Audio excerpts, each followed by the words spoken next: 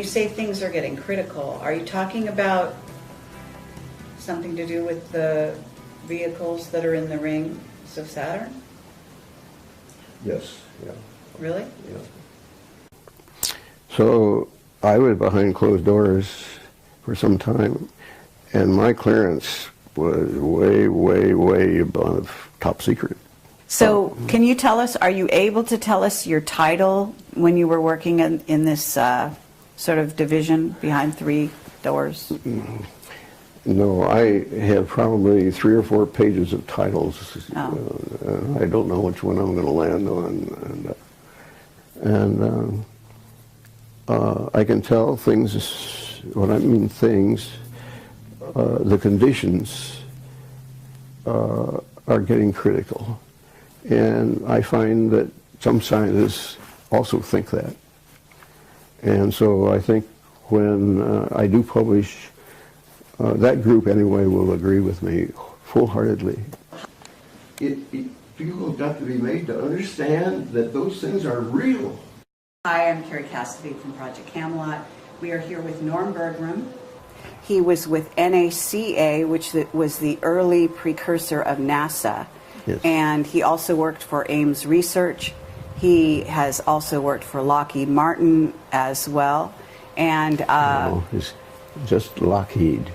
I left Lockheed before it turned Lockheed Martin. Oh, wow. Okay, we're going back in time here. Okay, that's okay. That's all fine. It's got to be accurate. Yeah, no, you're somebody absolutely right. Me on that. He was an employee of Lockheed? Yes. Okay. Before it was Lockheed Martin. And he has written a book called The Ringmakers of Saturn, which is why we're here. And let's see, it looks like you got another book here too, Well, right? That was a precursor, a very early one. Okay, I'm going to show these to the camera so that we can make sure to get the... I have not read your book, Ringmakers of Saturn. I'm hoping to get a copy and read the book because I have heard it's fabulous. And I apologize for that. It was a little pricey for some reason. Well, you better get it before it goes up farther. Yeah, it has actually become something of a collector's item, but Yeah, and when I publish the next time, it'll be like $1,000. Oh my God, isn't that amazing? Yeah. I've already sold one that where I certified my signature, I certified the book, $250. Really? Yeah. All right, well, so that gives you an idea. We're in the presence of a semi-celebrity or a celebrity in the scientific community, I guess, in a certain sense. I've been around quite a while in the scientific community, yeah. Yes. Okay, so to kind of start off with, how old are you? Do you mind saying? Well, I always say, would you like to guess? No, I've heard you're around 80, but I don't know. No, in 6 weeks I will be 91. Oh my God. Wow. And my specialist says, I think you can make 100. Well, you are amazing because you look great, and I had no idea you were that old. Yep. I work as hard now as I ever did. Wow. I don't have enough hours in the day for me. Awesome. And I'm making a change where I'm going to be able to have more time for me. And so it's a very significant thing. I won't be here the next time you come here. Oh, you won't? No, I'll be hidden somewhere else. Oh, hidden in an underground base doing top secret? No, it's just a very nice place, but it will not be easy to get to. Wow. Yeah. I've had my stuff stolen here. Have you? Yeah. So I'm going in for, you don't know where I am. Incredible. Okay, well, that's very, very interesting. And right now we're in Los Altos Hills, and we are actually in your home. And thank you very much for having us here. Well, you're welcome. My wife and I always enjoyed it. And I designed the whole thing. It's a lovely area, and it's a lovely home. Thank you very much. And it's been very exciting trying to get here. I've actually, I wanted to interview you almost a year and a half, 2 years ago. Yes. And unfortunately at that time your wife had passed on. Yeah. And so you took some time, obviously. We're on our way to the Sacramento U.F.O conference. And so this was right on the way. Yes. And so it was very kind of you to let us come into your home. I'm glad that you're here. Thank you. So what I'd like to do is have you introduce yourself and your background, because obviously I've been getting a number of things wrong because... Well, you got it right now, and the point I think you're interested in is how did I ever get interested in this? Well, I've got lots of questions, but we could definitely start with that. But first, before you do that, what I want you to do is I want you to talk about your background. I want you to talk about sort of how you made your career progress, I guess you would call it, in the scientific community. Okay.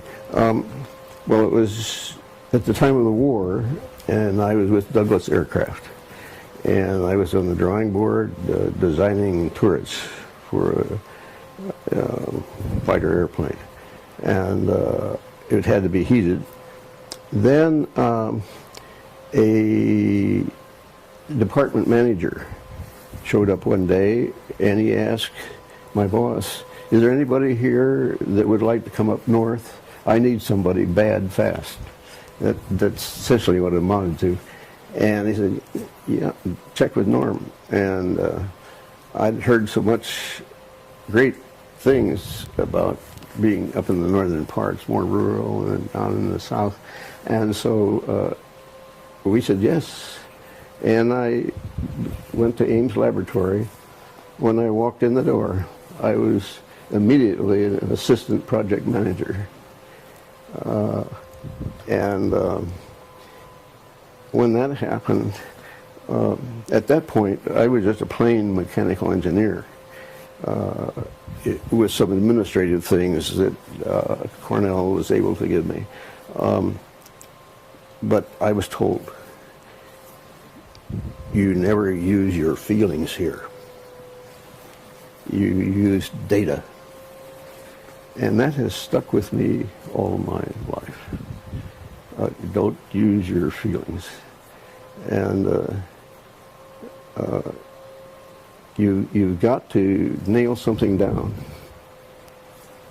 And, all right, so the project that I got on then was the beginning of the determination of how you design an airplane with thermal ice prevention. What the equations are to govern how much heat you have.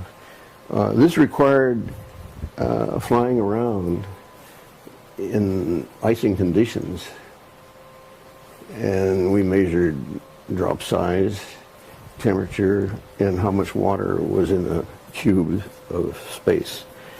You had to analyze the cold, the effect of cold on airplanes? Well, there were two purposes. One was to be able to have some airplanes fly over the Himalayas safely.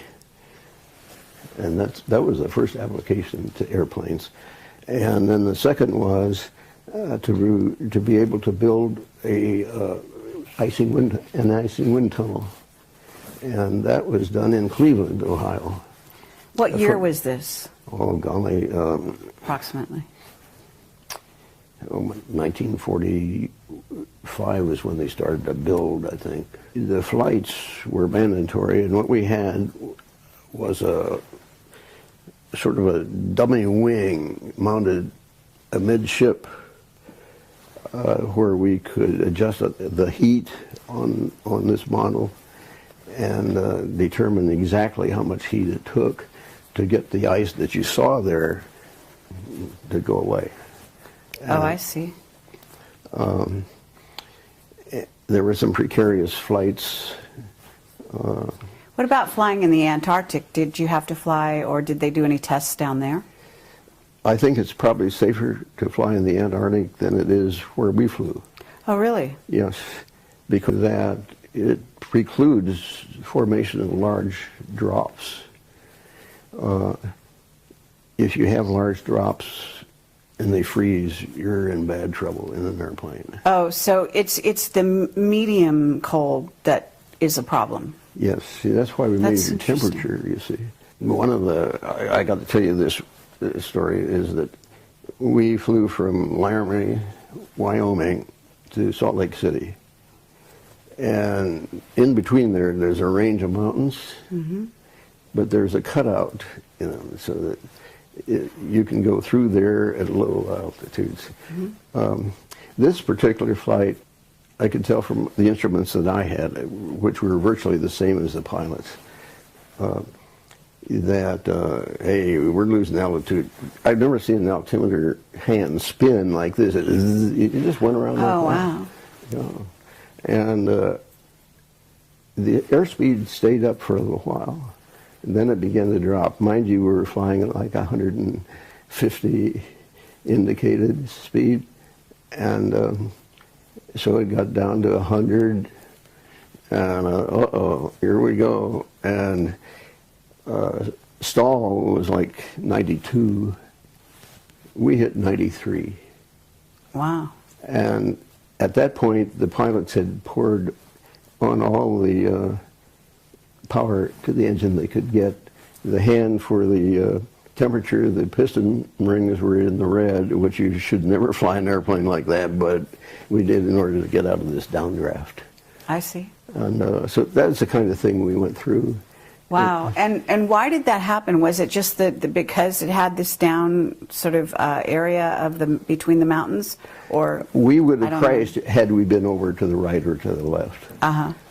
We had an airline pilot, a United airline pilot, that knew all these routes, and that's precisely why he was chosen. I see. So that we would have as safe flight as possible. Yeah, we would have intercepted, no question about it. Very, very interesting to go back in time this way. Let's fast forward a bit. Okay. Okay, and you went from studying this and from dealing with this and had exclusively, I'm assuming, to do with normal airplanes, right? Not rockets or going to outer space. Point, right. Not at that point.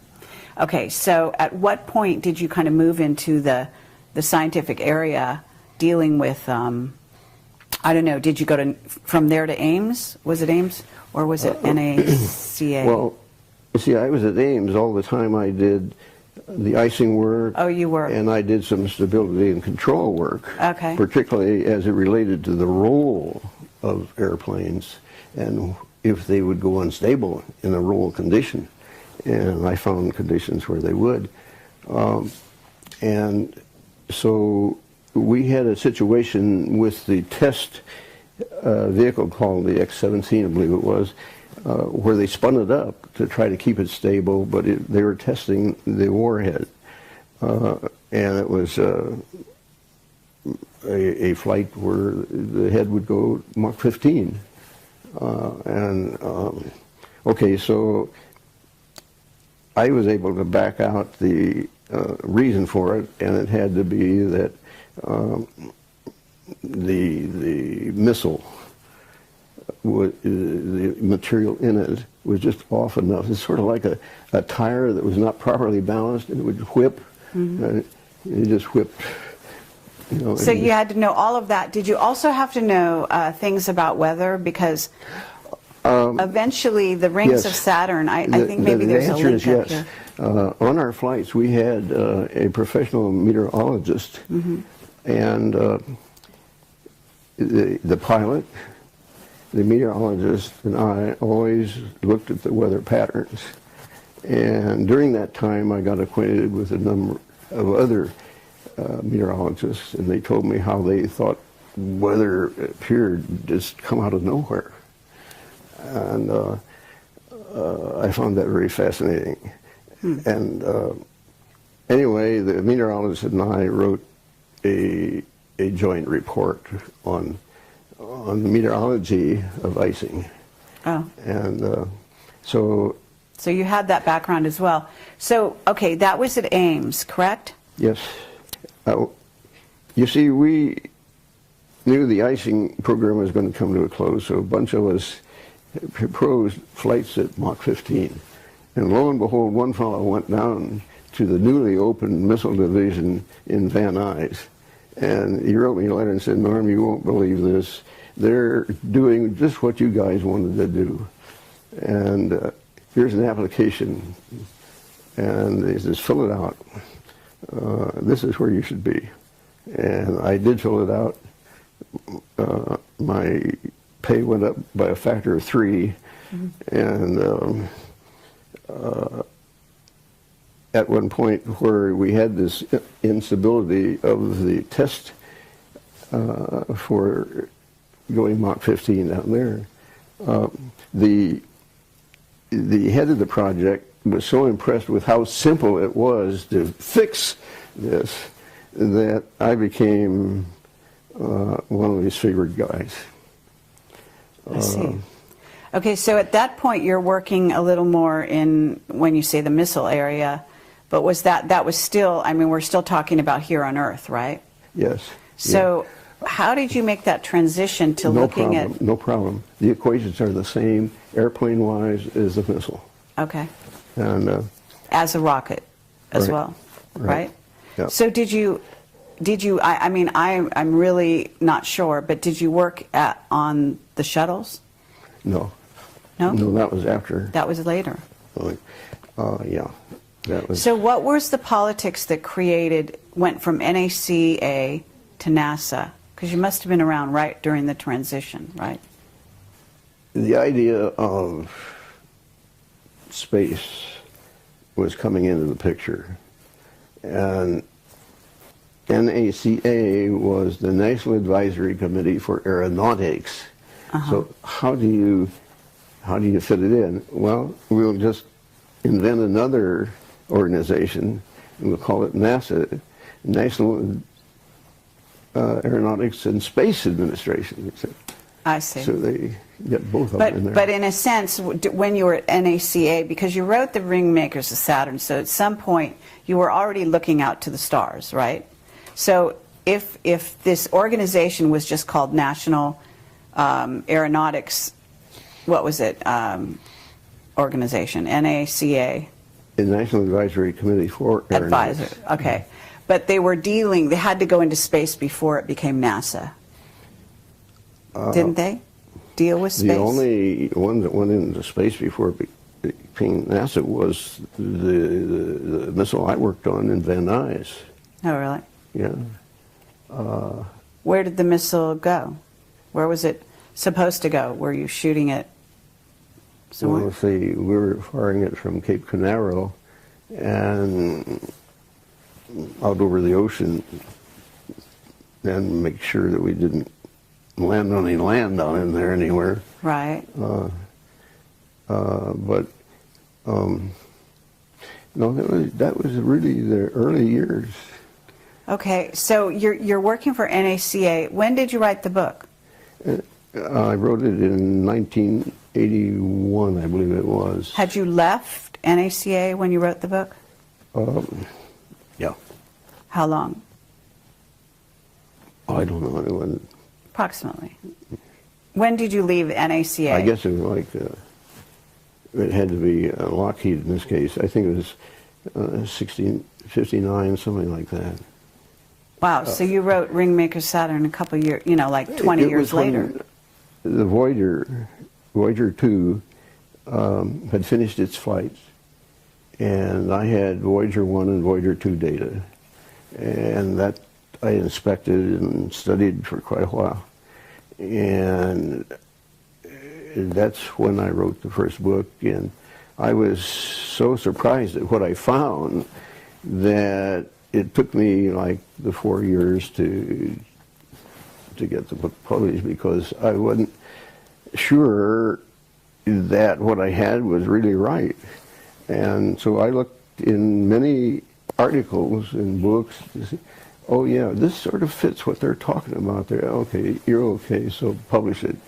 And so the book came out in 1985. Okay, and that's the Ringmakers. That's the Ringmakers. But the other one, this one...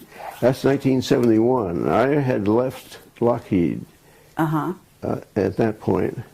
And so I was down at Santa Cruz on a vacation, and one day I spotted a real bright light in the distance. And at first I thought it was a a helicopter with the sun shining on the windshield. I was laying in the direction of the sun being from my back, and I was looking forward to look at the this bright image. And finally I decided, hey, that windshield couldn't shimmer like that. And I ran and got my camera and shot some pictures. That was really a convincing time for me. So was that a UFO? What we call a UFO? You know, when it comes to calling things UFO, I part ways with people. Okay. What would you call it? It's an IFO, because I named it. Okay. Okay. Well, did we build it? Pardon? Did we build it? Who built it? The craft? I don't know who built it, but what I found out is these things inhabit Saturn. That's where I first discovered them, and they're proliferating. They're now at Uranus and Jupiter. Wherever you see some rings now, why, that's one of these. You see the craft? Yeah, I call it a ring maker. Yeah. Okay, you call it a ring maker. Yeah, and I say it's electromagnetic because I could identify streamlined patterns with respect to it that I knew were what we call potential lines, and that says it was electrical. Interesting. Well, so the craft that you saw in Santa Cruz was the first sort of precursor of your kind of giving you a heads up. Is that right? Yeah, and then for this book, I believe it was simply a picture taken out over these mountains. The object was over the ocean, but it was very bright, exceptionally bright. And wow. So did you look at the sky with a telescope, or were you looking at the sky with just your naked eye? Just naked eye. Uh-huh. But you saw these objects? Yeah. And did you talk to anyone about that? No. You didn't? No. And you just decided to write your book? Yeah, there were 26 copies of those. I don't know where the other 25 are. You're kidding? Yeah. You wrote 26 copies of this book? Yeah. That was how many were printed. And there's, wow, this is really a collector's item then. Yeah. That's incredible. If you find one, why, I'd like wow. to get it myself. Okay, that's fascinating. This is interesting. Yeah, that's where I got the idea that there were streamers from these objects. And, or I couldn't have drawn that, okay? I see. What do you mean by streamers? Well, you see those? Yes. I mean, it's actually looks like art. Yeah, but yeah. I call those streamers. Mm-hmm. I mean, do you know what that is? I can tell you what in our physical terms they would call it. They would call that pinched plasma. Oh. And it means it's hot because it's plasma. I see. And because of certain speed and all this kind of stuff, it comes out pinched. You know, it's a certain condition. When I saw it, it was though on the top of the cylindrical object, the color of those streamers was what I call a nauseating chartreuse. Really? Yes. It was really the most nauseous chartreuse I have ever seen. The closest color that would match it is chlorine. So you see these plasma sort of coming off the object, and this is with your naked eye? Yeah. Okay. So, I mean, you must have a very unique way of looking at craft, obviously. I can't say that was completely the case. I did get my binoculars by this time. Oh, okay. And that was helpful. Okay, and you filmed it as well, did you say? Well, just stop, you know, still. You have some stills. Are there stills in this book? Well, of course, the Ringmakers of Saturn is all government shots, and they are stills, and these are stills. So. But any of your own? Only Tomorrow Technology, they are mine. Oh, are they? Okay, interesting. So at this point, you're talking about having been in Santa Cruz and seeing a craft, inspiring you to write the first book, I guess. Yeah. And that was about, what you said, 1979 or 71. 71. Yeah. And then what happened after you wrote the first book? What was the reception to that? People take it, and I'd never get it back. I'd loan it to them. I'd never get it back. They just disappeared fast. I see. What kind of people would take it? I mean, were they other scientists? Yeah, by and large, yeah. By and large. Because, yeah. Were they employees of NASA at that time? By then, NASA was formed, right? Well, it's just people that I knew, my colleagues here and there. Okay, so you went from Ames, N.A.C.A., and then to Lockheed, right? Yes. But at that point, when you went to Lockheed, was it turning into NASA at that point? When I left, the answer is yes. When I left N.A.C.A., it was only months when before it NASA, became NASA. Yes. Okay. Yeah. And why did you leave N.A.C.A.? Well, I think it was because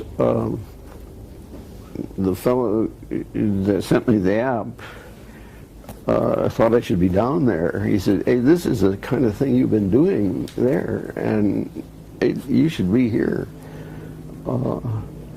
And he was so right. Oh, so the organization that sent you the application from Southern California was Lockheed? The fellow that sent me the application formerly worked at Lockheed. I see. Yeah. So was it Lockheed Skunk Works that you ended up? No, I haven't been in there. I don't. You haven't? No. You never met Ben Rich? No, I have never met him. I have met some guys that have worked in there, and they've told me stories about that, but I never met him. So the division of Lockheed back then that you worked for, was it top secret or was it just in the public domain? When I worked at Lockheed, I had documents that were indeed top secret. Really? Wow. Oh yeah.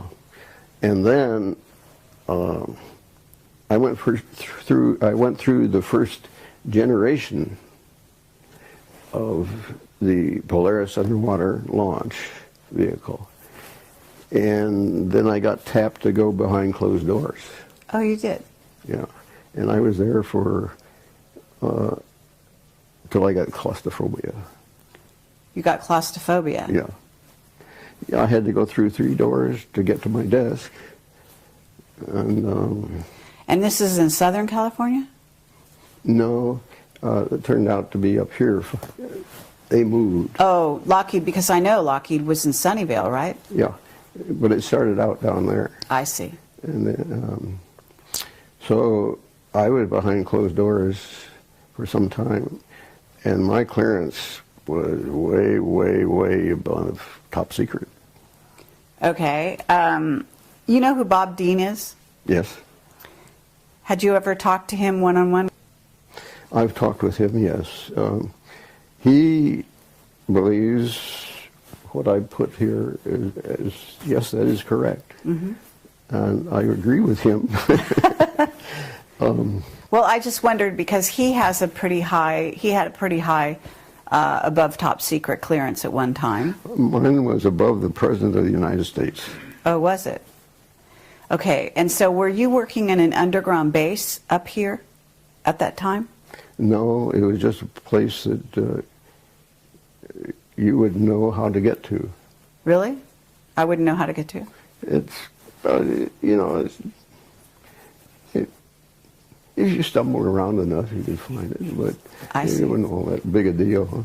But, So were you, was this the kind of thing where you signed the non-disclosure, you say you had to go through 3 doors to get to your... Yeah, I had to sign my life away for 30 years. Wow. Is it still in effect right now? No. No? So could you tell me anything? No. You can't? Mm-mm. Why? What would happen? I'd prefer not to find out. Oh, okay. All right, well, let me ask you, I mean, I know we're kind of jumping around here, but you're certainly piquing my curiosity about some of these things. So, was Lockheed over by Moffett Field during those days? Yep. Okay, that was a pretty fast yes. Yep. Okay. I was born at Moffett Field Hospital. Oh, you were? Yeah, I was.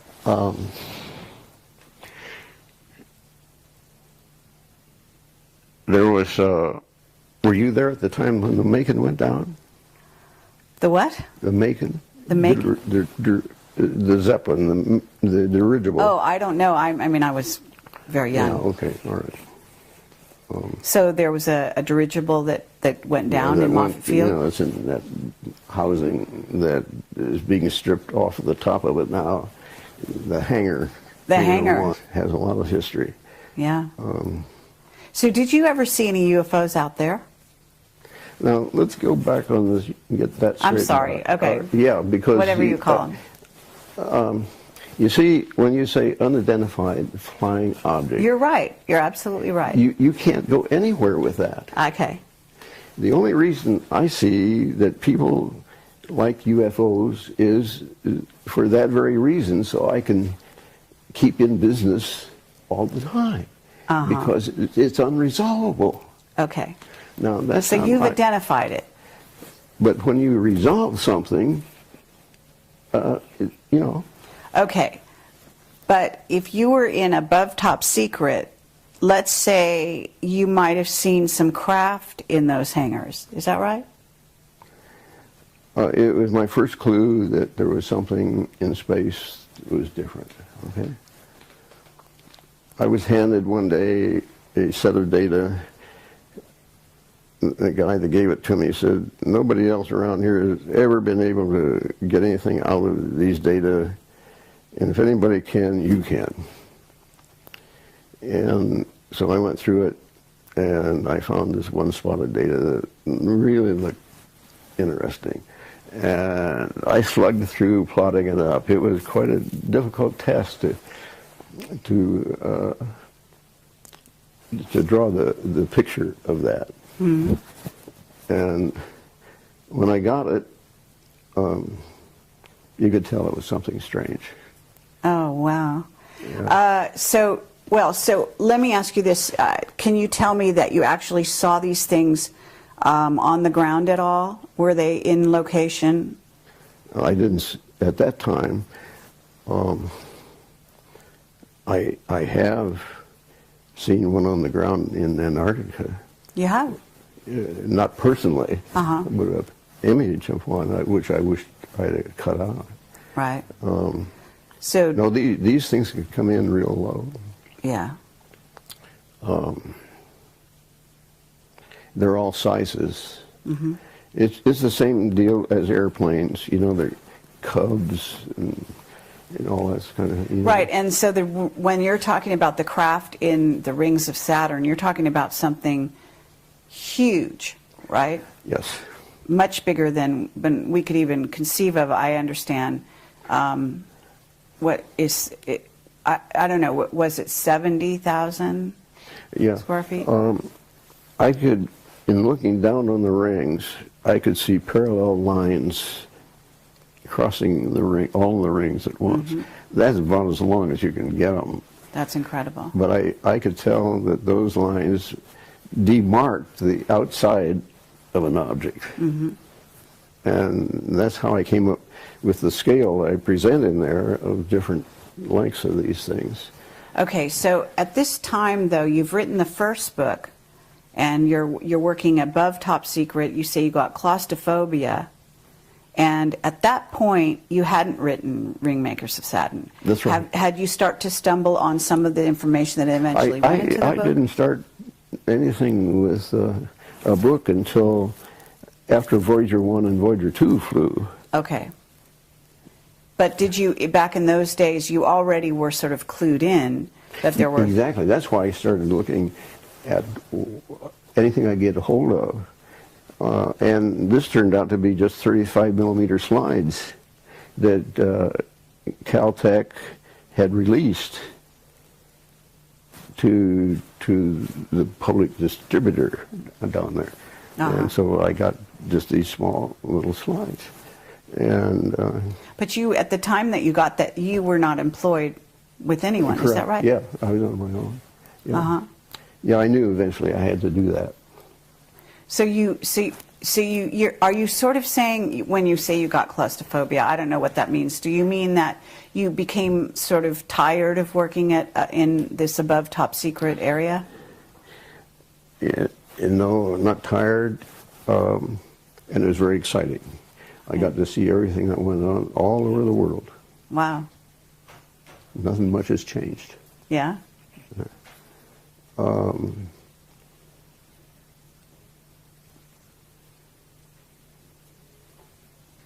don't know how... Or were you threatened? Were you, what did you have friends who were leaving the employee of Lockheed at that time? I mean, was there some incident that happened that made you want to leave?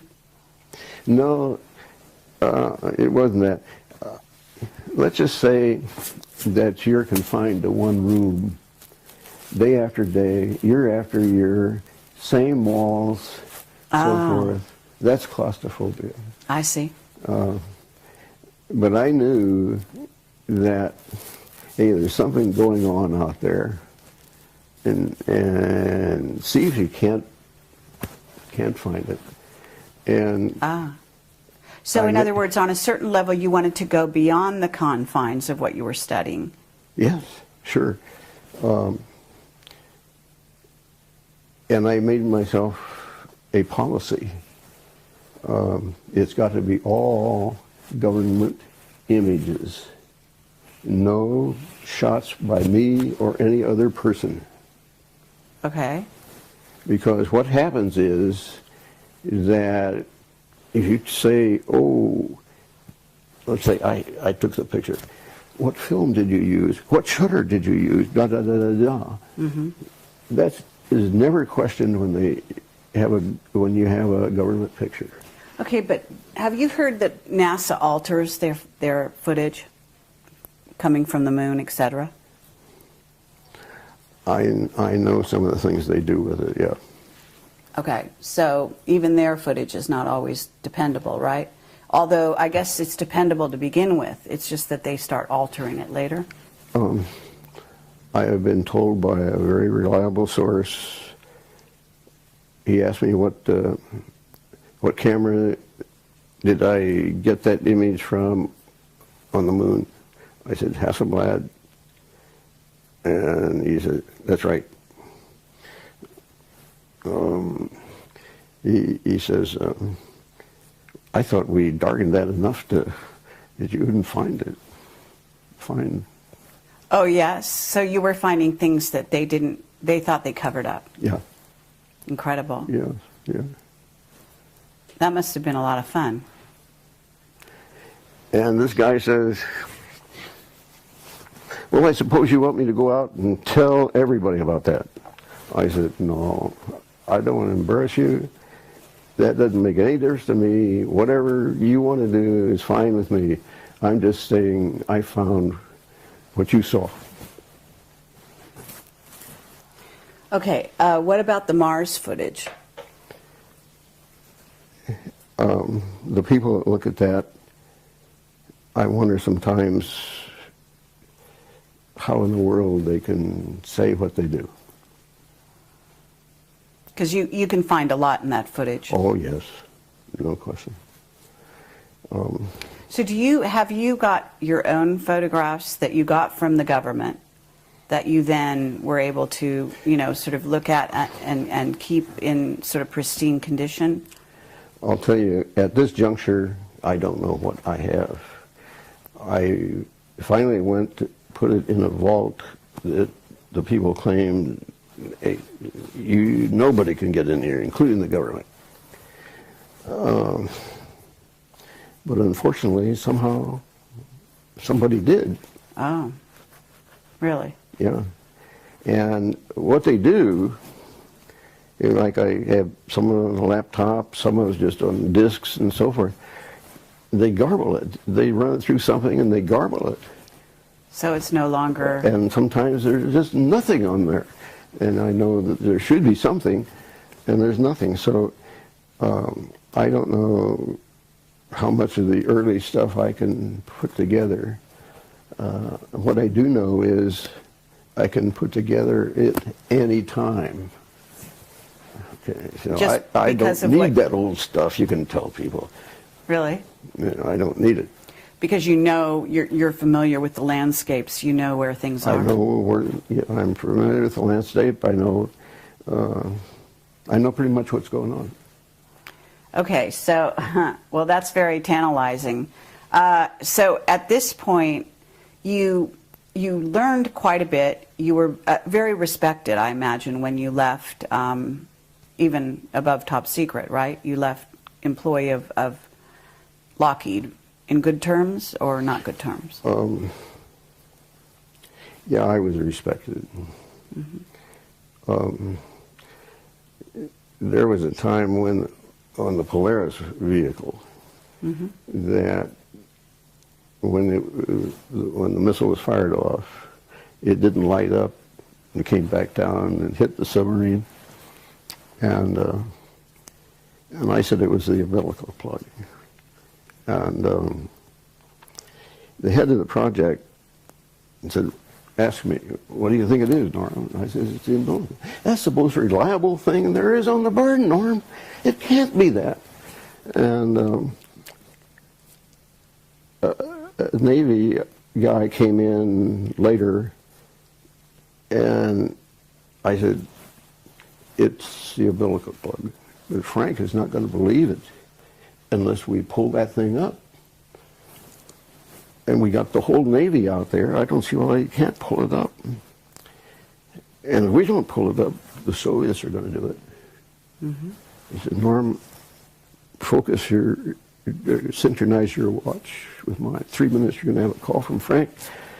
3 minutes, I had a call from Frank. He says, Norm, you're going to be real excited. They're going to pull up the bird. And it was the umbilical. And after that, as Norm said, it was a certain thing. Don't argue with him. That's great. Yeah, it was that kind of thing. Yeah. Absolutely. So can you tell us, are you able to tell us your title when you were working in this sort of division behind three doors? No, I have probably 3 or 4 pages of titles. Oh. I don't know which one I'm going to land on. And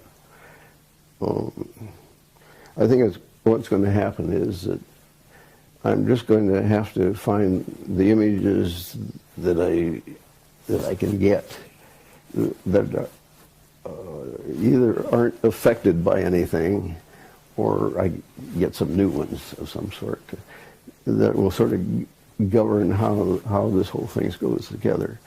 I am very aware of Sagan's principle.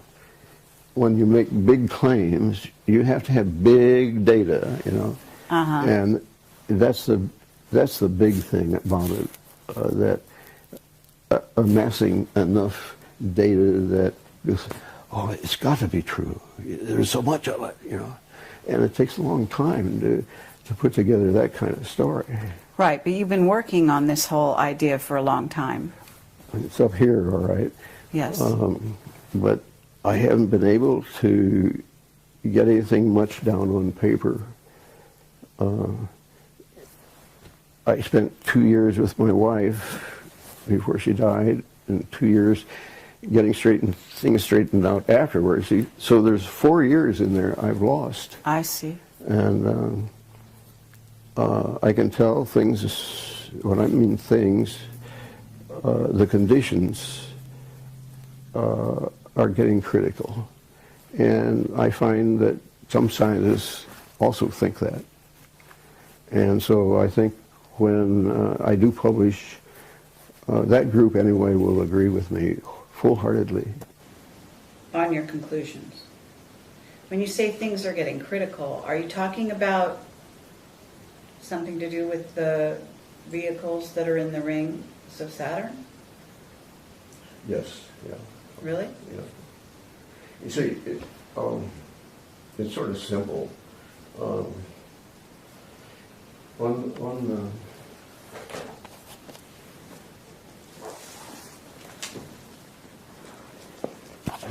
That's a lot of energy. Right. And Okay. And this is the ring, right? This part, this is the ring? that ends up being the ring. Yeah. It's And they're- hot plasma. Oh, really? Okay, so, and what your theory is they're manufacturing it, is that correct?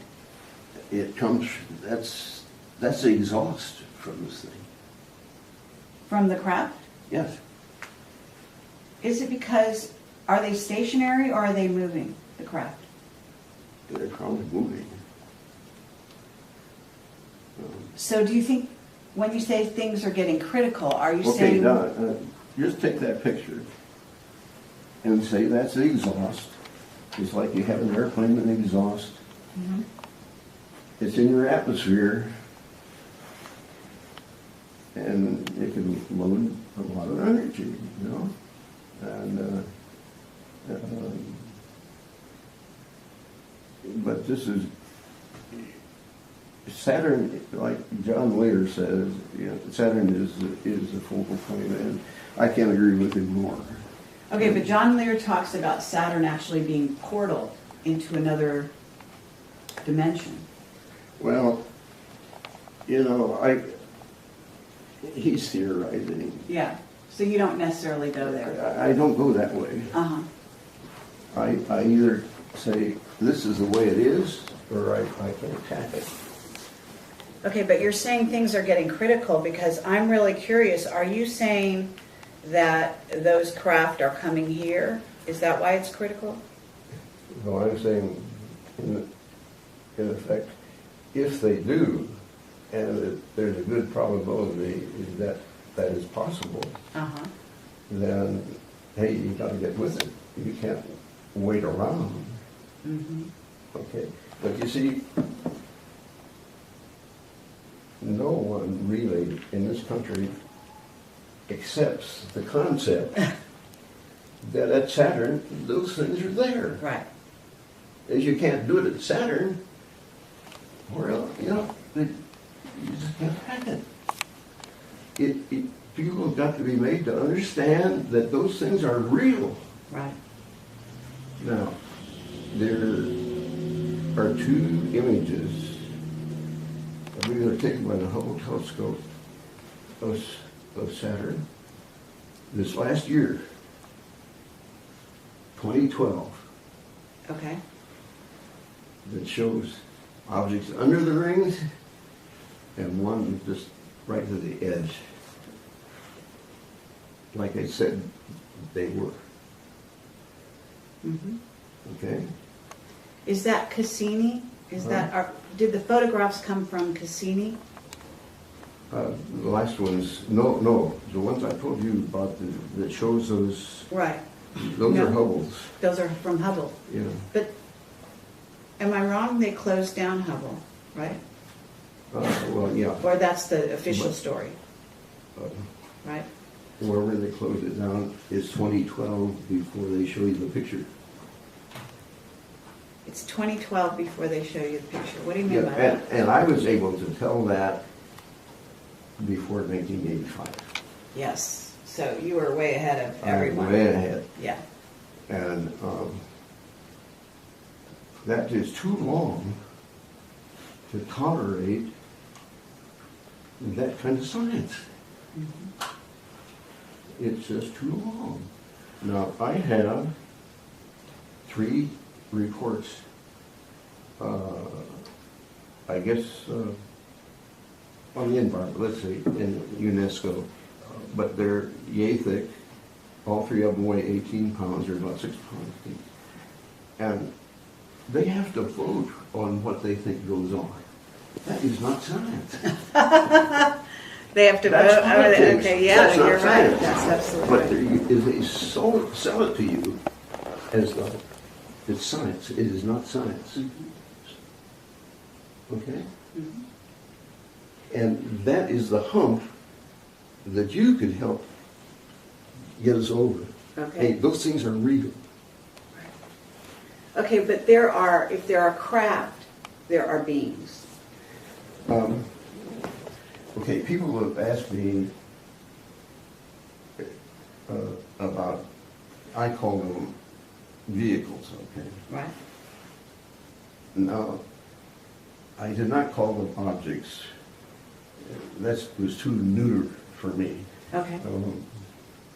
I had a Stanford professor said you ought to call them objects. No. They have all of the qualities of a vehicle. They can move.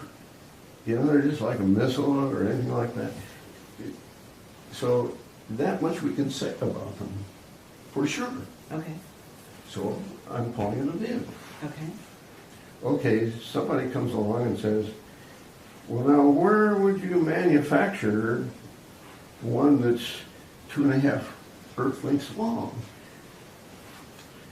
And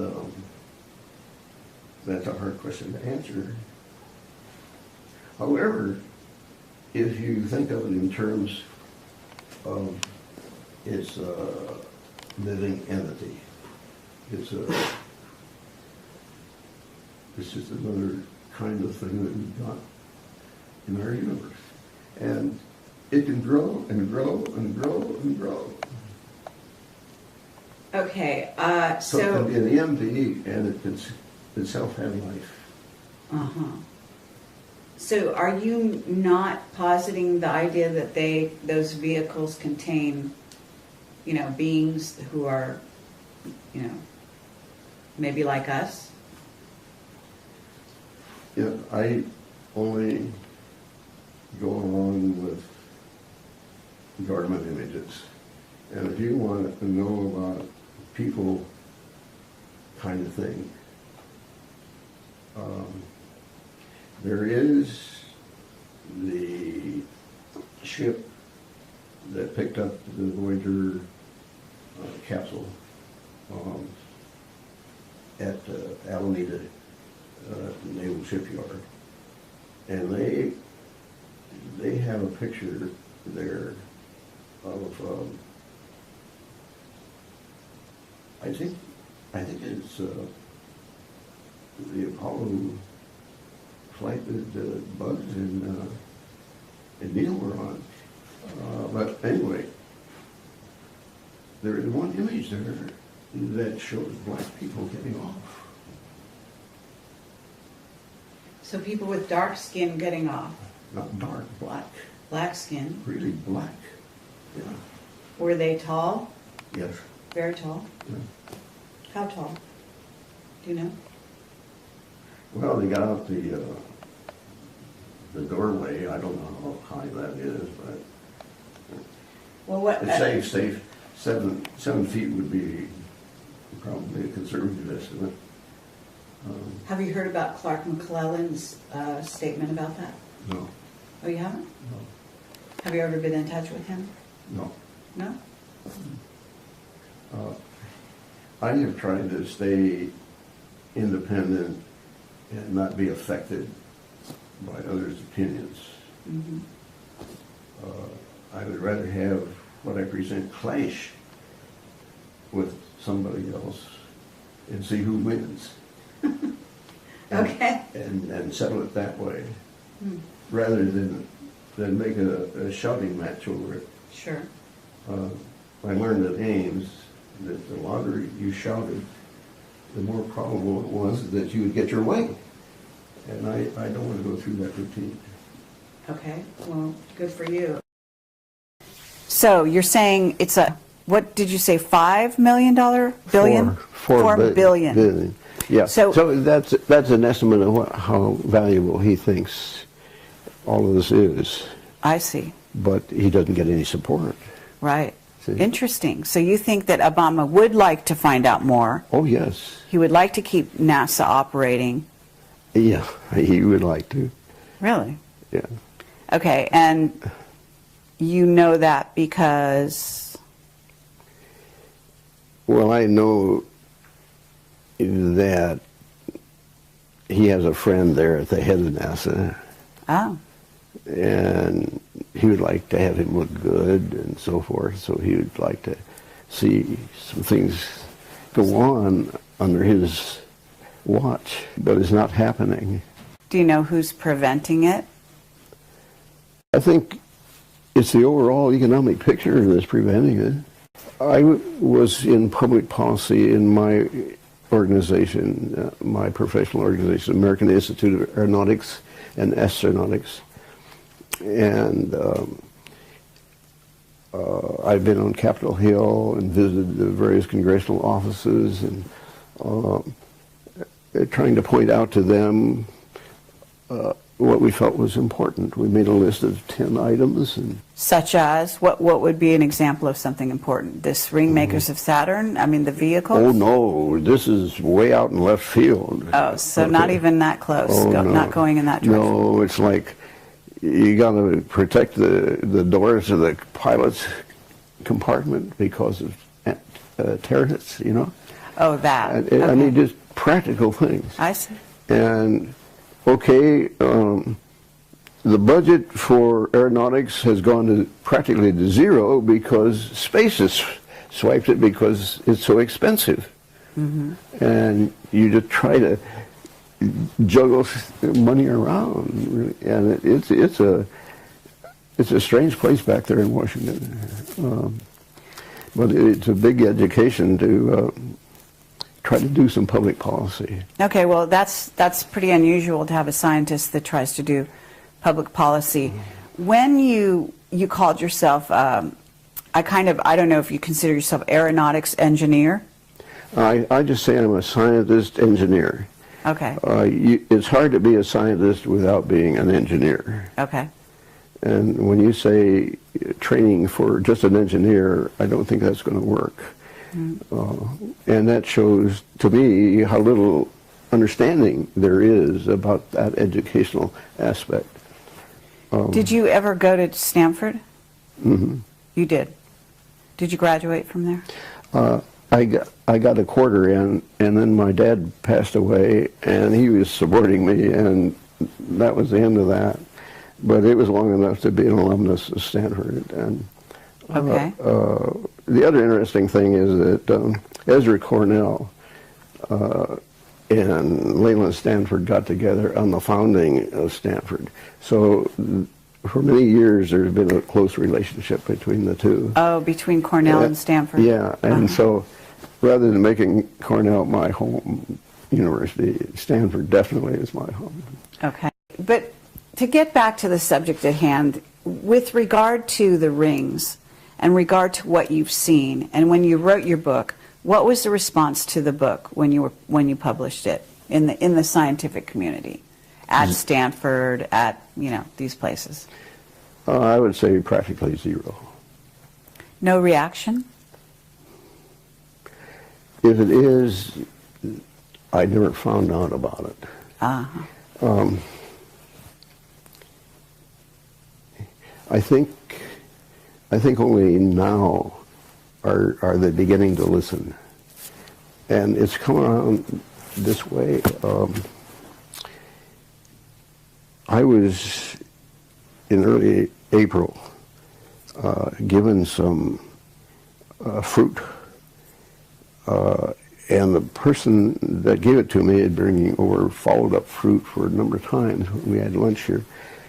And this one evening, I decided, well, I'm going to cut a little out of that apple. It looks so bad anyway. And I took about 2 cubic inches out of 1 cubic inch out of one and another cubic inch out of the other. And that was about 11 o'clock. And about 2 o'clock in the morning, I really began to feel ill. And I even called my son who lives in Tracy. I said, this is a heads up. I said, I'm beginning to feel really ill, and you ought to come over. And he didn't make it over. I felt I was getting so ill, I called the neighbor next door to take me to the hospital. Wow. I was just going downhill like that. Incredible. And I'd never experienced that. That was an attempt on my life. Mm-hmm. The specialist that I have, he had one question for me. He said, Norm, what triggered this? And I said, I think it's the apple. Does that make sense? Yes. Wow. So he had a theory already. And he's a prof of internal medicine, and he's one of the smartest ones I've ever run across there at the hospital. And so... You didn't happen to have a piece of the apple analyzed or anything? It was all thrown. I threw it all the way down the drain. But anyway, because of the nature of the happening and the kind of question that he asked me, I saw him about a week ago.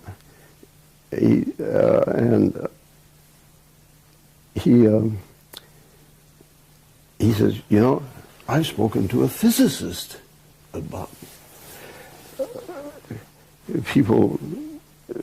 about some of your ideas. Okay, that's what I'm saying. Now, through the hospital, because of what has happened, I've caught their attention. I see. And when you say because of what has happened, what has happened? I almost lost my life. Okay, so you almost lost your life, but why is, in other words, why do you think they're focusing on you suddenly? You know there's a movie out called Prometheus, right? I can't say that I do. You don't know that. Well, there is one.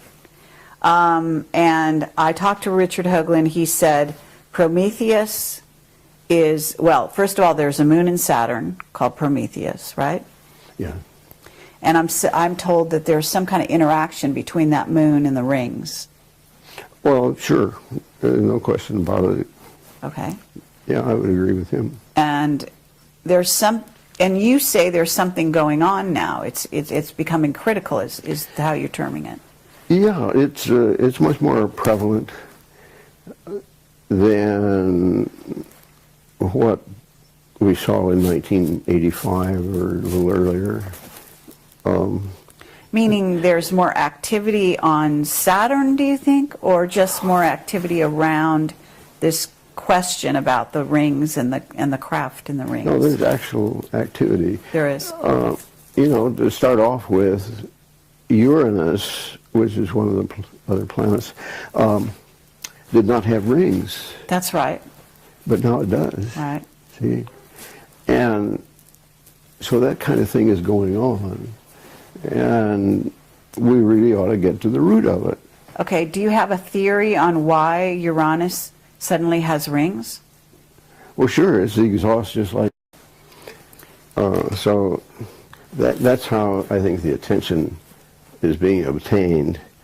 And so I would expect something to happen a little bit. You would? Yes.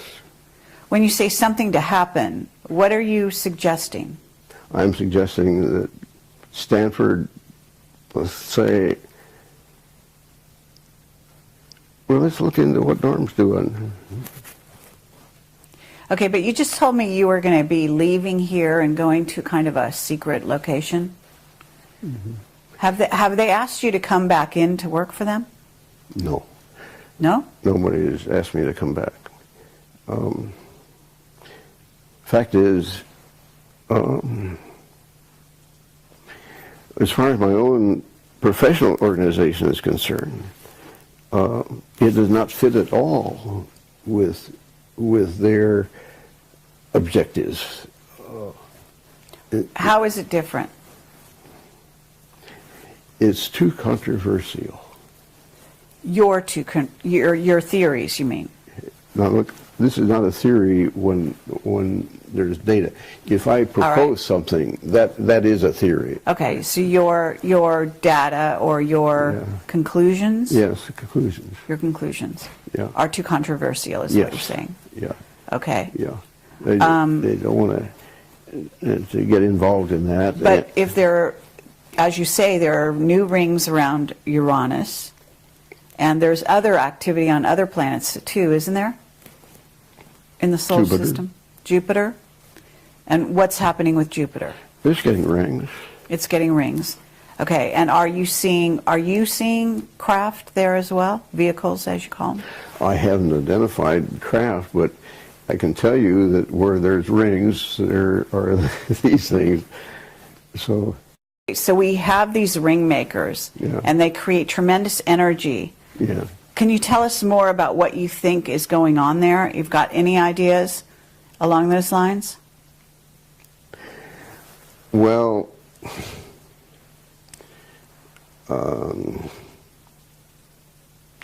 let's just take one that there was this, what do they call them, far lookers, or these psychologists? Oh, remote viewers. Remote viewers, yes. Right, that's what I just did an interview with somebody there.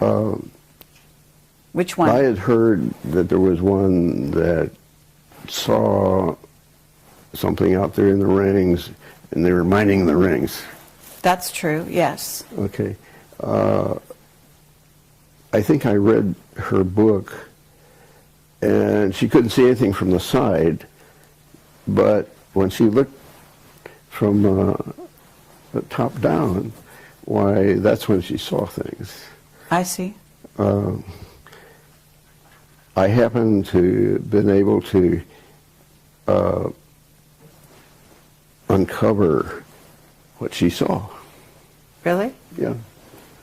And what did you? I would say, I don't think they're mining the rings. I think they're nursing from the rings. Oh, in other words, you think they're using the energy to power their craft? Yeah, that's where new ones are getting their energy. New vehicles are getting their energy? Yeah. You start out small, just like a baby, and then they get bigger. Oh, right, because you say that you believe they're sort of like alive. Do you believe they're plasma vehicles, what's called a plasma vehicle? Have you heard that terminology? Well, I've never heard them called plasma vehicles, but I can understand why somebody might say that, yes. Mm-hmm. Yeah, I wouldn't make a big deal over that.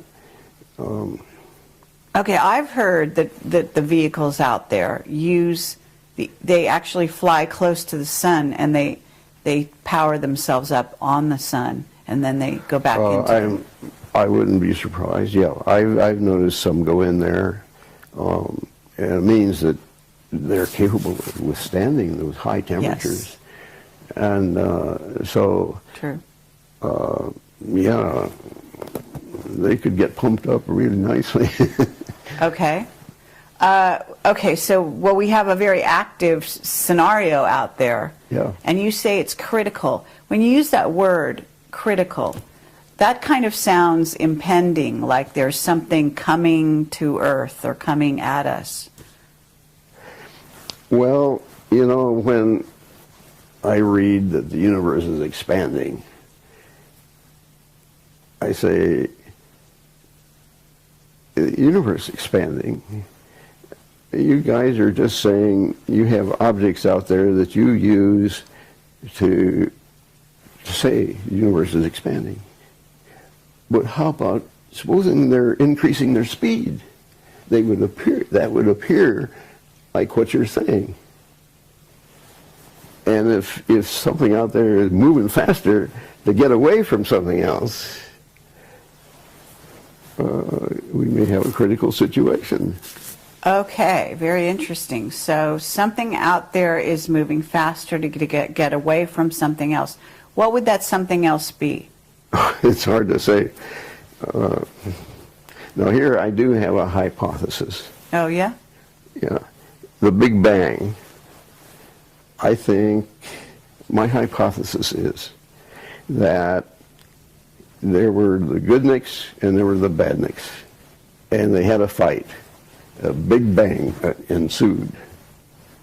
I see. A big bang, a really big bang. And So you think the sort of multiverses are a result of the collision of sort of light and dark, so to speak? how did you say that again? You think the multiverses are a result of the collision between good and bad or light and dark? Well, now, multiverses, what are you? Well, that's my point of view. In other words, I don't think there's just one dimension and one universe. I think there are multiple dimensions and multiple universes. Did you agree with Einstein when he said there were at least 5 dimensions? Well, I certainly will agree that you can have almost any number of dimensions you want, okay? I take a little different view.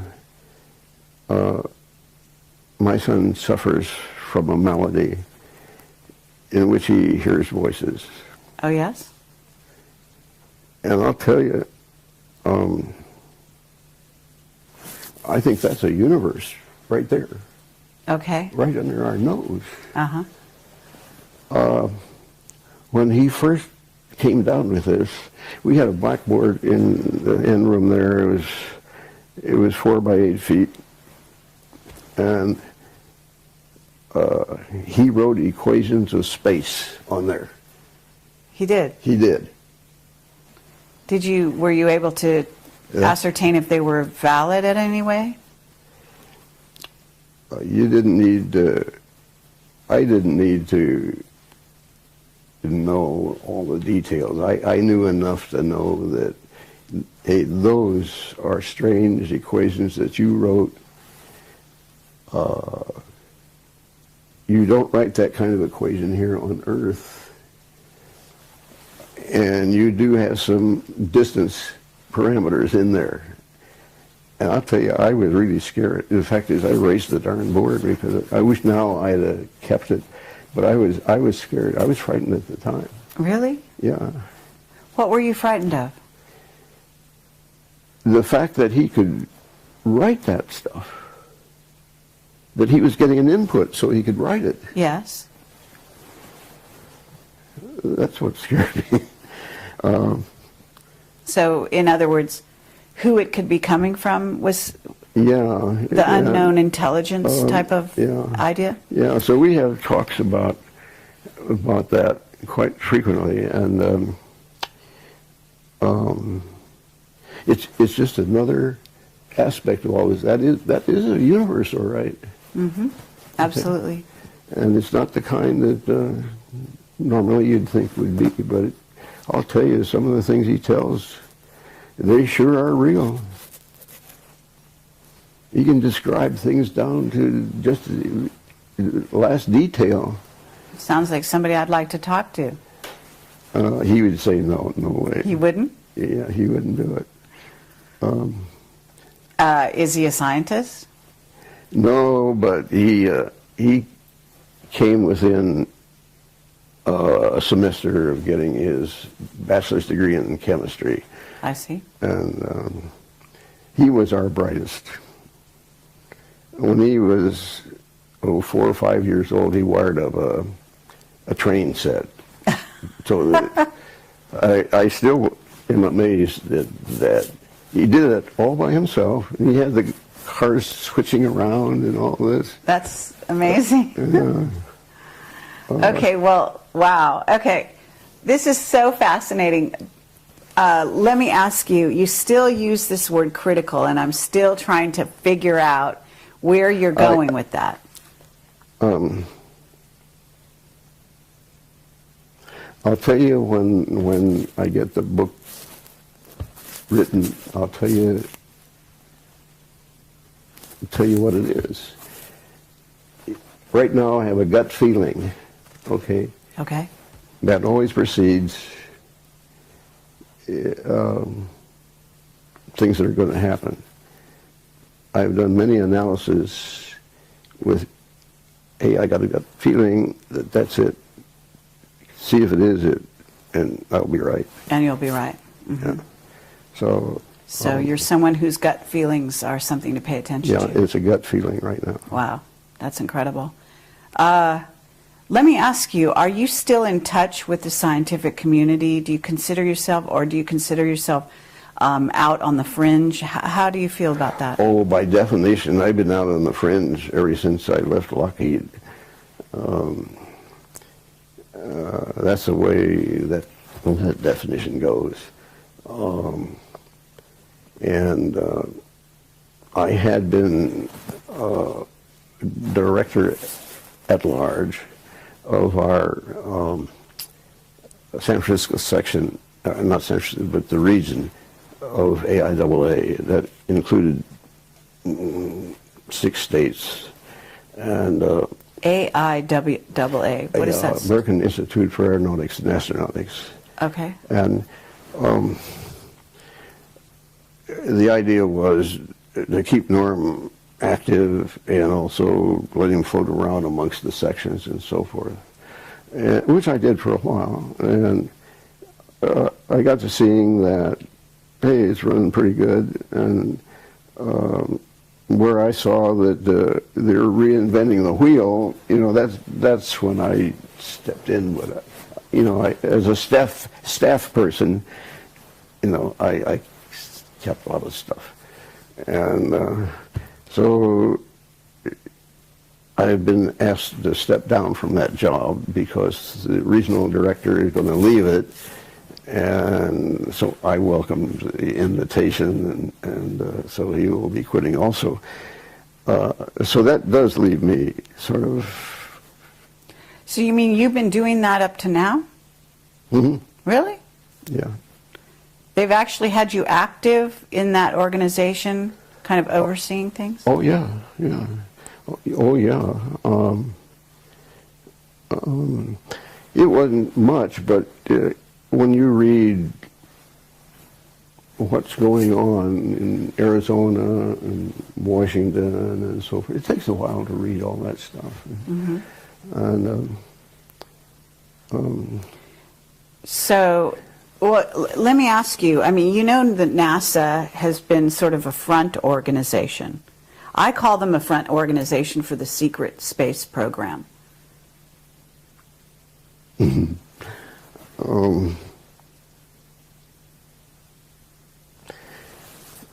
don't know about being front. Well, when I say front, I mean, if you have an organization that deals with the public, interfaces with the public, and also misleads the public on certain things, by doctoring photos, by covering up certain things, by only releasing certain things, that's a front organization, isn't it? Okay, all right. I guess you're entitled to do that. Okay.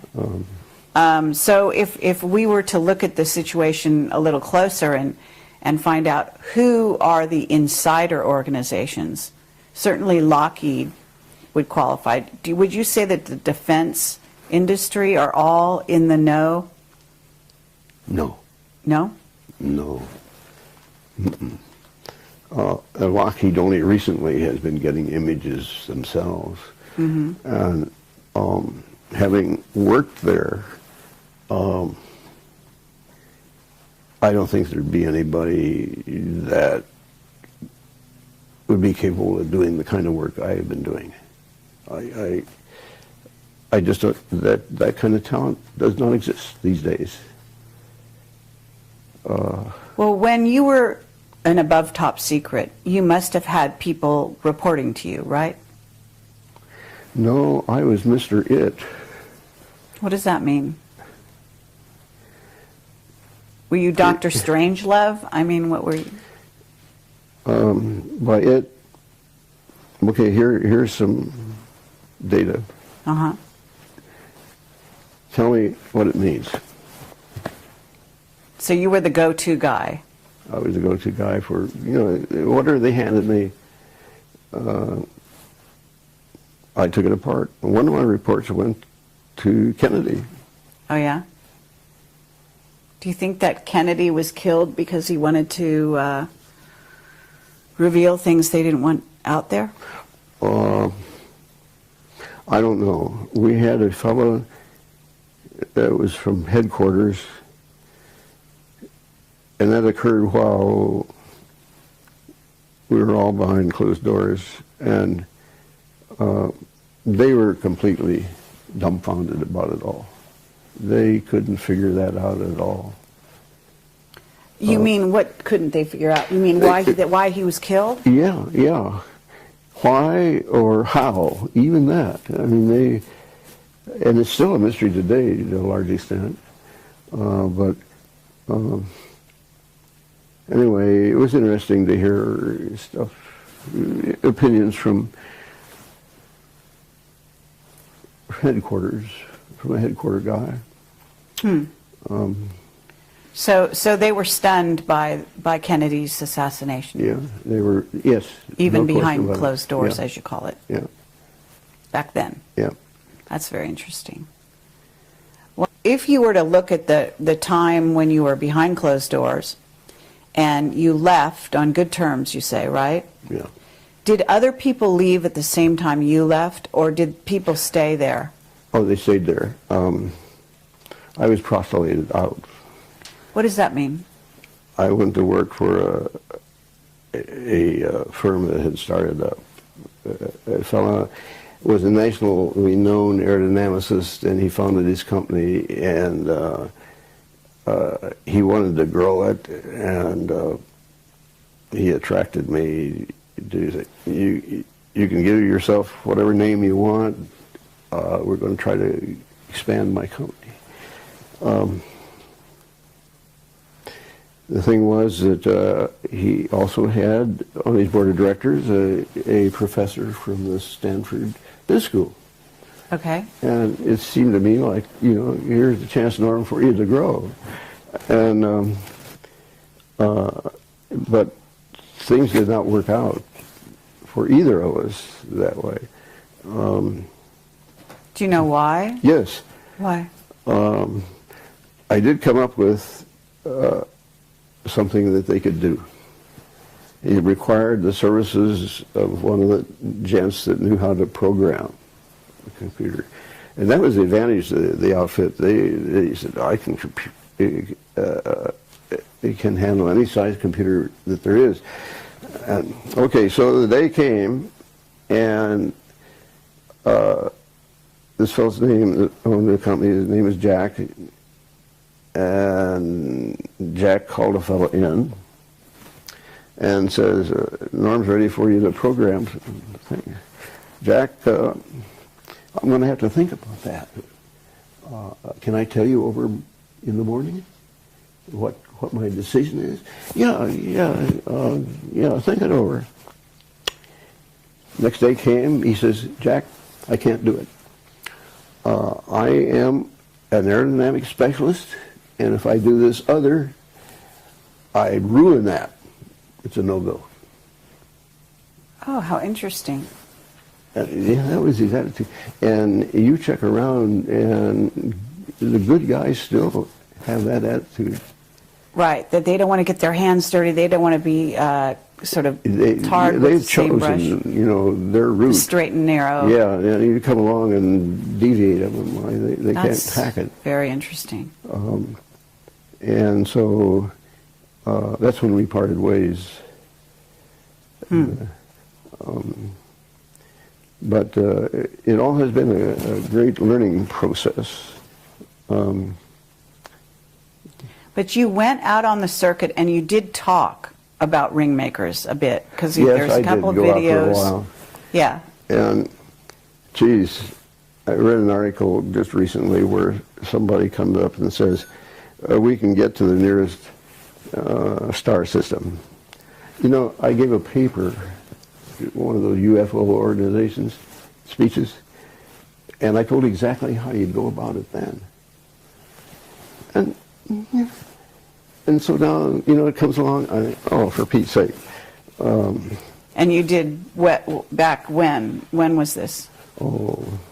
In the 80s? Well, it had to be after 85, 88, something like that. So are you, I have so many questions.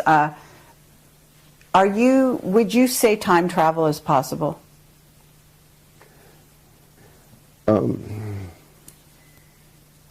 There's a way to do some of these things that has not been considered.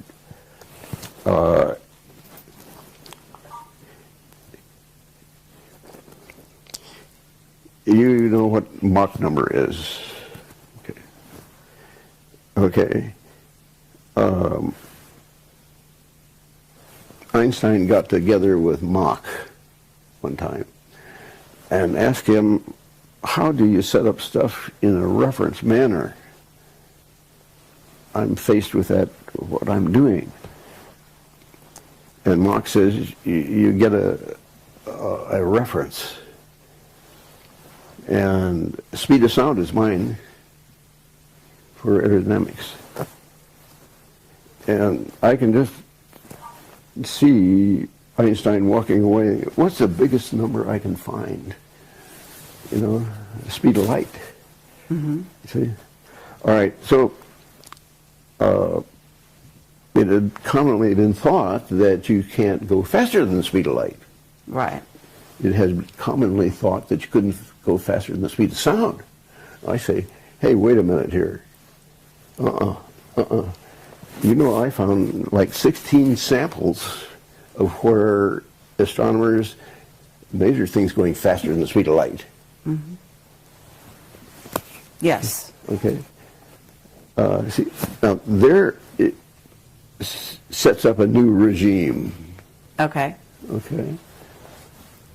So in other words, you're kind of alluding to the idea that if you're going faster than the speed of sound, we go into the area of time travel from that point on, right? Yeah.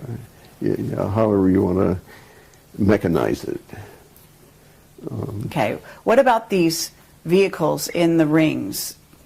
Aren't they going faster than the speed of light? Oh, I don't know. I've never seen one, in that condition. Okay. Not at all. Well, let's say, is it possible, I don't know how you want to classify this, but if those craft, or some of the craft, the smaller ones maybe, leave there and come here, isn't that possible? Yeah, it's possible. Okay. And is it possible that they've been coming here on a regular basis? I don't know about that.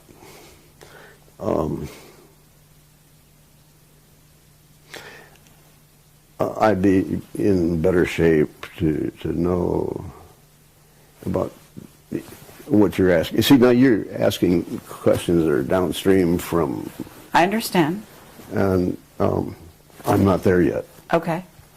What about, I'm still, okay, let me ask you this. I remember that John Lear told me that you told him that you saw here in, I don't know, it was on the 101 going around somewhere around Palo Alto or maybe Los Altos, and you saw what looked like a very low flying jet that was a hologram. And you determined it was a hologram because it actually, I guess, disappeared all of a sudden.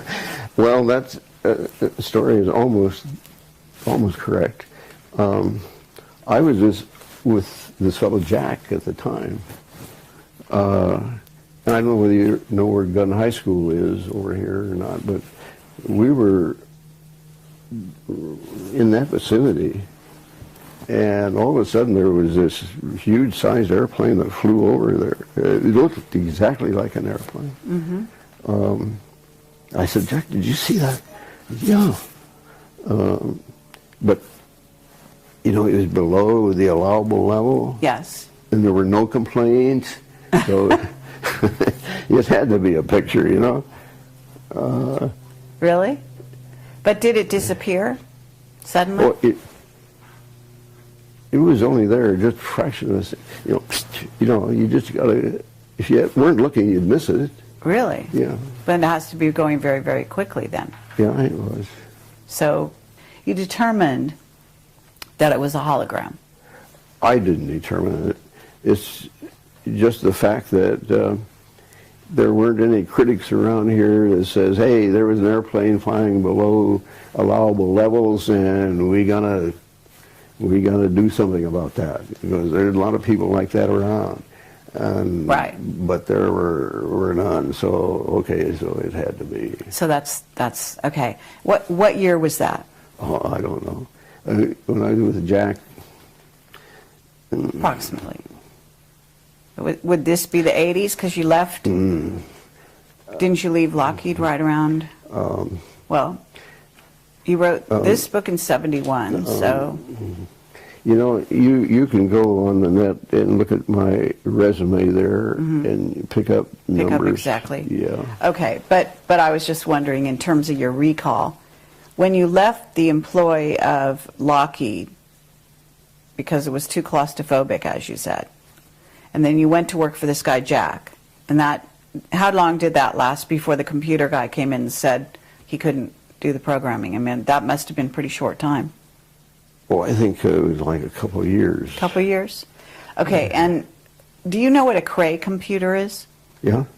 Okay, and would you say that was the level of what we're talking about, programming a Cray? Or? Oh, this could have been done with a much simpler computer. I see. Yeah. Okay, have you ever dealt with a Cray computer yourself? No, I haven't. But you know of their, Yeah. Yeah. Sort of being around. Okay, in terms of this, again, this critical time that we're in, can you describe this time? Like, what do you see something happening in these times? I mean, obviously we have critical things in terms of, you know, the world politics and economics and things of this nature.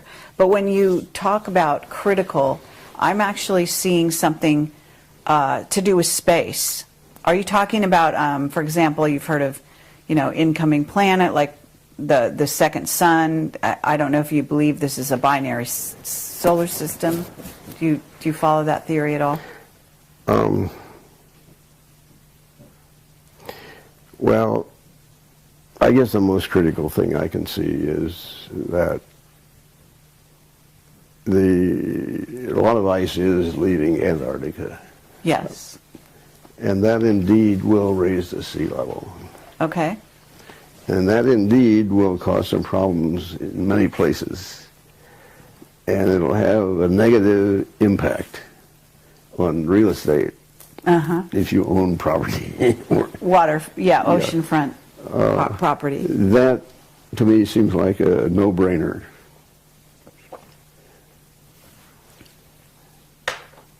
Have you talked to some remote viewers? No. No? No.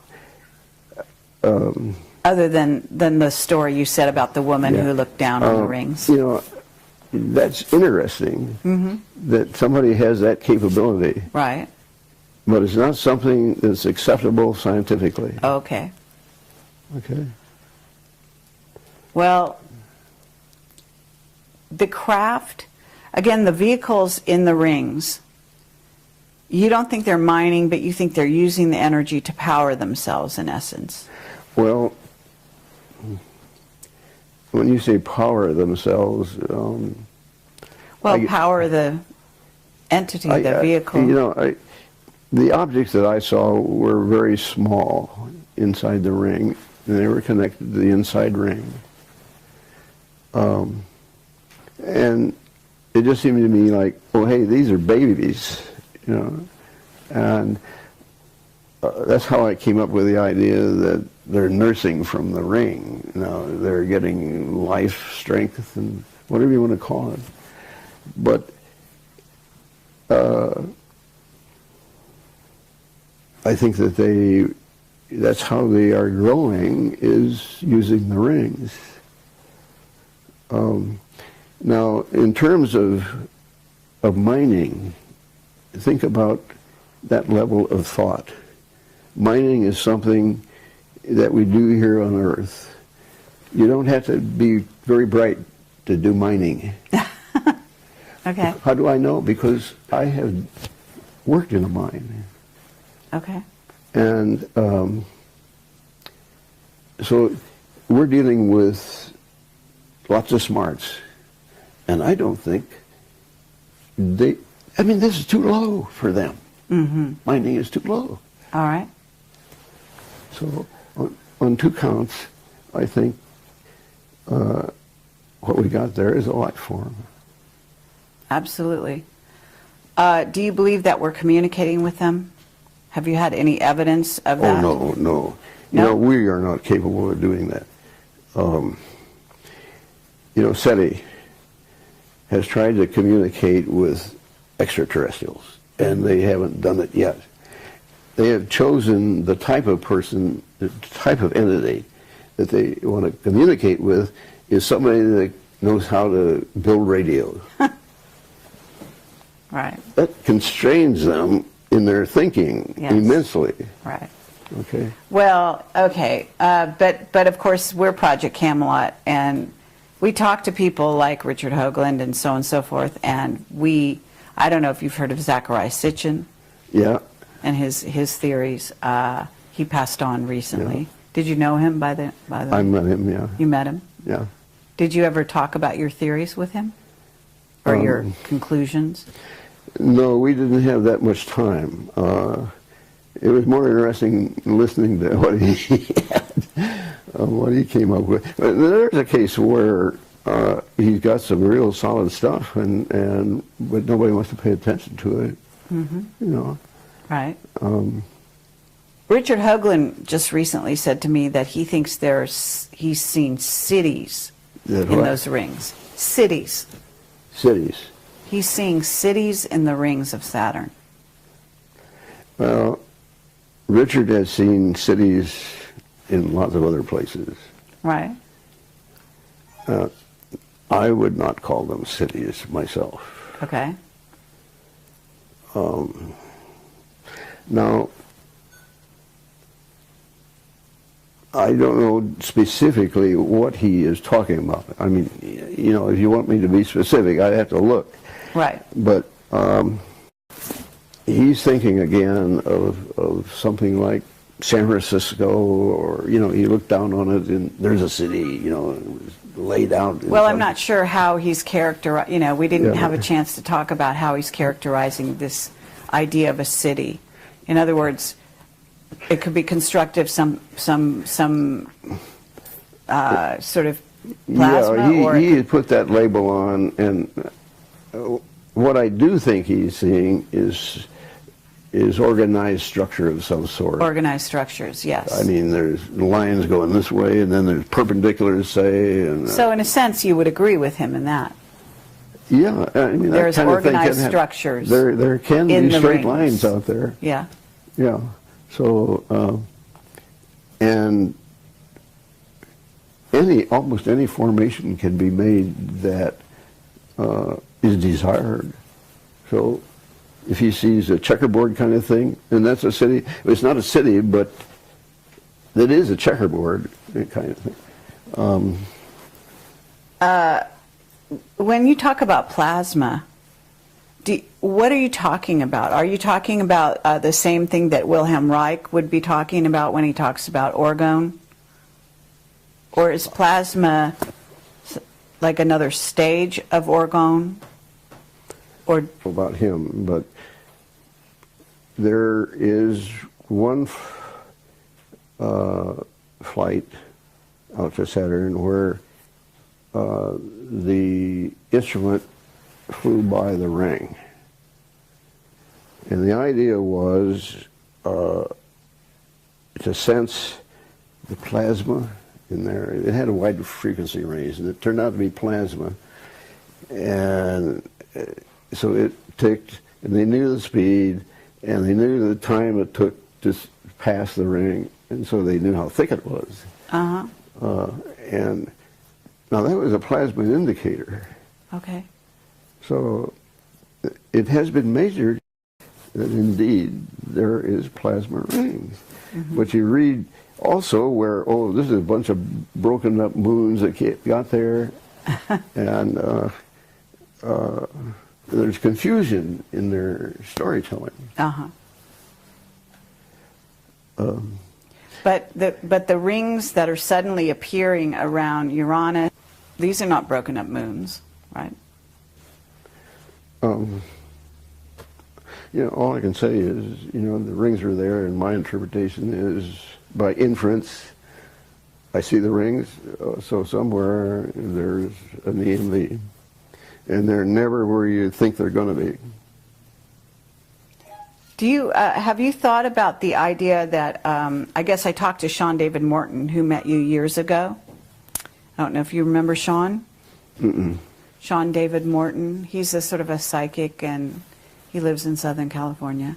Anyway, he's a friend of mine, and he said that recently they've actually photographed, I guess, the top of Saturn, and they've seen that there's a hexagonal shape. Yes. You've heard of that? Yes. That seems to support your theory or your conclusions. That's what he said. Do you agree with that? Yeah. Any geometric form can be made. Okay. But you don't see anything. I mean, isn't there a significance to the hexagon in the Saturn symbology?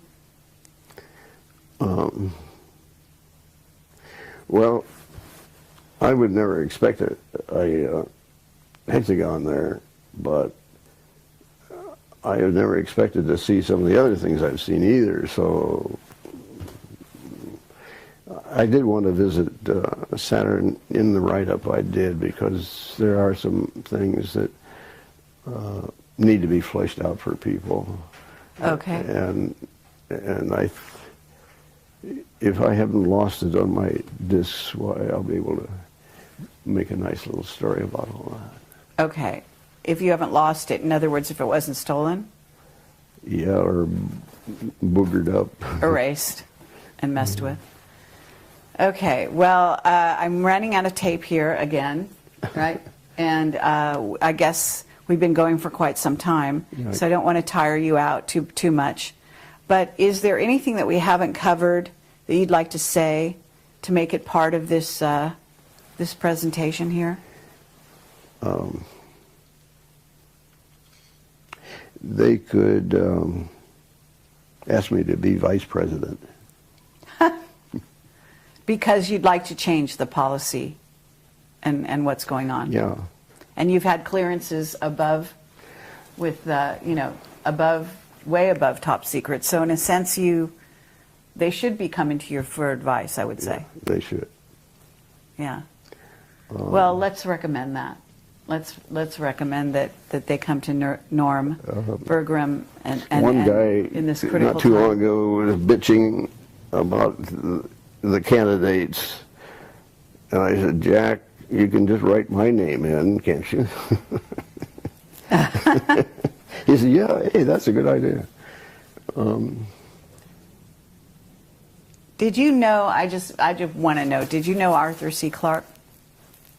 No. I didn't go that rude. I have been always so much up to here, sort of career-wise, right, what I've been involved in. Yes. I haven't been the social guy I should have been. Hopefully that's going to change. Okay. I'd like to see that.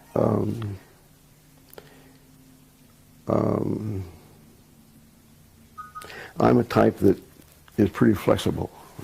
Uh-huh. And well, certainly you must be if you've done all the things you've talked about, and you also are able to, you've obviously worked in areas of policy as well.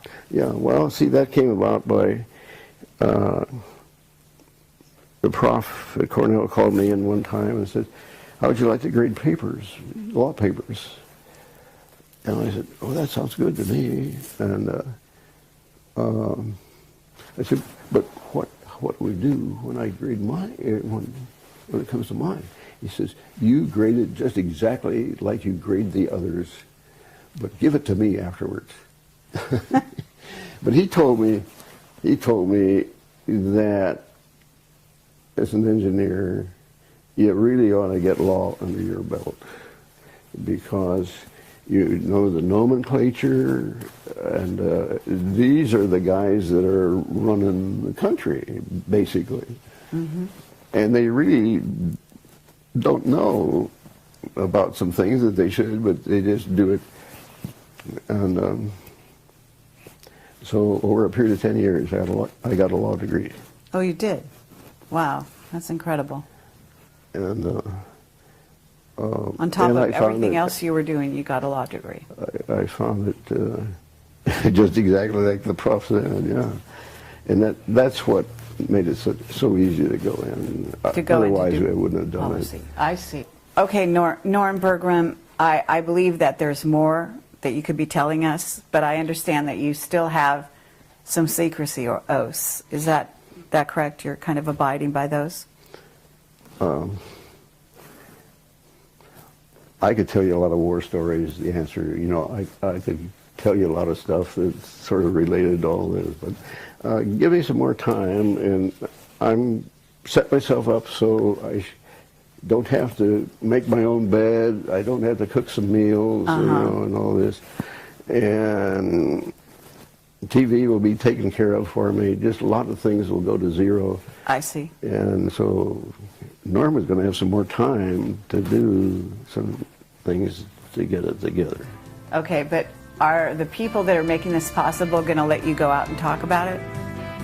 Yes. Yes, they are. And I already tweaked them.